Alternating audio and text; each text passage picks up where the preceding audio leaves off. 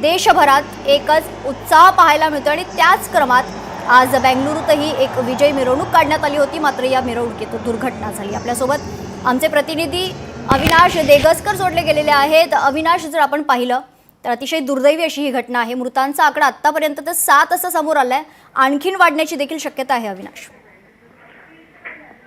महत्वाची बातमी याच्यासाठी म्हणता येईल की IPL विजेत्या रॉयल चॅलेंजर बेंगळुरूने RCBने त्या संघाला जल्लोषाला गालबोट लागलेला आहे। या विजेत्या संघाची विक्ट्री परेड पाहण्यासाठी असंख्य चाहते या चिन्नास्वामी स्टेडियमच्या जवळ जमा झालेले होते।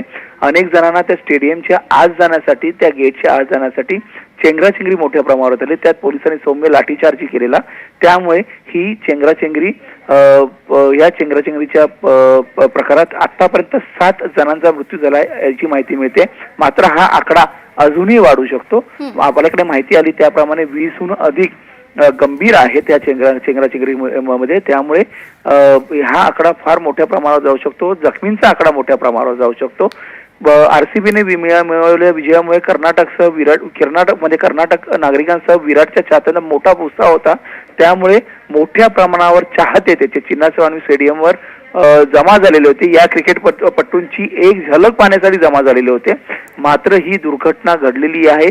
मोठ्या प्रमाणावर हा आकडा वाढू शकतो असं सध्या तरी दिसतंय, पण अद्याप एक्झॅक्ट म्हणजे एक आतापर्यंत जी आकडेवारी आहे तोपर्यंत आपल्याला एवढीच माहिती मिळालेली आहे की आतापर्यंत 7 जणांचा मृत्यू झालेला आहे चेंगराचेंगरीमध्ये आणि हा आकडा मोठ्या प्रमाणात वाढू शकतो। अविनाश, या दुर्घटनेनंतर खरं तर प्रशासनाच्या नियोजनावर अनेक प्रश्न उपस्थित होतात।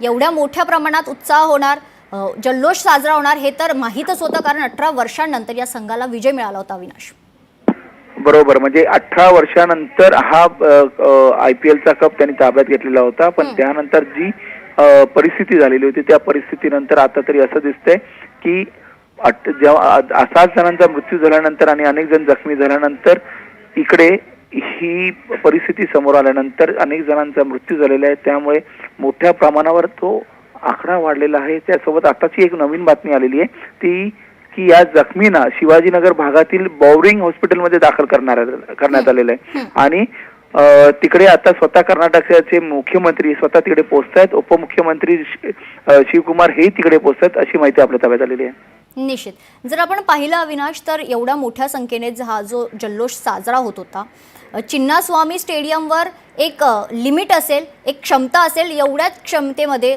त्या ठिकाणी चाहते येऊ शकतात हे जर आधीच सांगण्यात आलं असतं तर कदाचित ही दुर्घटना टळली असती।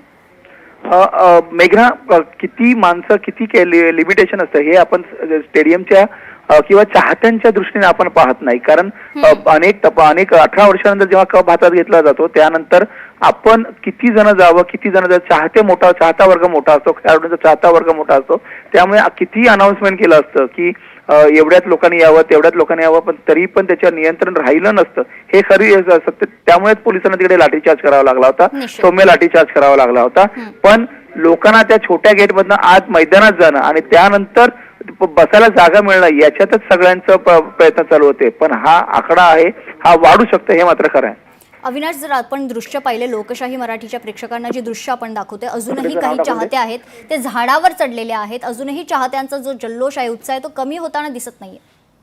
बरोबर, कारण आता जी माहिती अजून येते की चिन्नास्वामी स्टेडियमच्या जवळ असलेल्या गेट नंबर 3 जवळून ही चेंगराचेंगरीची परिस्थिती निर्माण झालेली ही अजून एक अपडेट आपल्या ताब्यात आलेली आहे की तिकडे 3 नंबर गेट हा लहान होता आणि त्या गेटमधनं आत प्रेक्षकांना आत सोडण्यात येत होतं।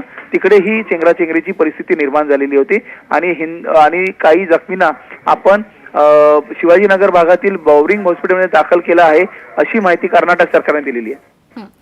निश्चित, धन्यवाद अविनाश आपण दिलेल्या सविस्तर माहितीसाठी। जर आपण पाहिलं तर मुख्यमंत्री सिद्धरामय्या आता रुग्णालयात दाखल झालेले आहेत, कारण जखमींना शेजारच्याच एका शिवाजीनगर रुग्णालयात दाखल करण्यात आलेला आहे। जखमींवर सध्या उपचार सुरू आहेत। चिन्नास्वामी स्टेडियम बाहेर काही फॅन्स